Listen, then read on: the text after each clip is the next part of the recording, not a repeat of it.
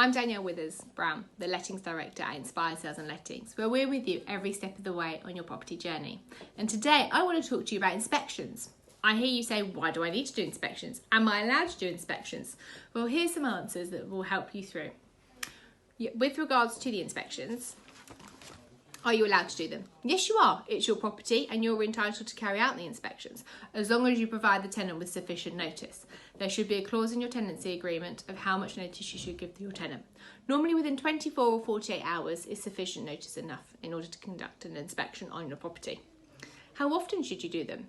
I would advise that you conduct inspections every 3 to 6 months on your property, depending on how long the tenants have been in the property. If they've only just moved in, you want to give them a couple of months to settle in, so do it within the first 3 months.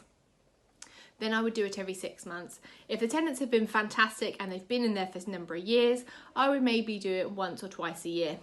Obviously, if they've good tenants and they've paid on time, why do you need to inspect it all the time? When you do an inspection, what do you look for? So you want to obviously make sure that you're looking at the areas in which the tenants are keeping the property. So are they using the hoover? Are there any cobwebs in the corners? The grass is always cut? Those sorts of things necessarily. And also look at the property itself. Are there any cracks? Are there any seals that need replacing in due course? Any areas of upcoming maintenance issues that you want to try and resolve as soon as possible. With regards to evidence, what sort of evidence do you take on these inspections? I would make sure that you do take as much evidence as possible. Reason being is if you've got the inventory at the start of the property, it shows what the condition is like. You've got your inspection reports during the course of the tenancy, and then you have your checkout report at the end of the tenancy, in which way the tenants have left. If you've got no evidence and the tenants have always had the grass overgrown, how can you claim to have the garden sorted out at the end of the tenancy if there's no evidence there to back it up? Evidence is key. That's one thing I would like to remind you. So when you are doing the evidence, you take photos of each room and any areas of concern. So for example, if the grass is overcut and it's the height of summer, you obviously expect it to be well maintained. So you would take photos of that.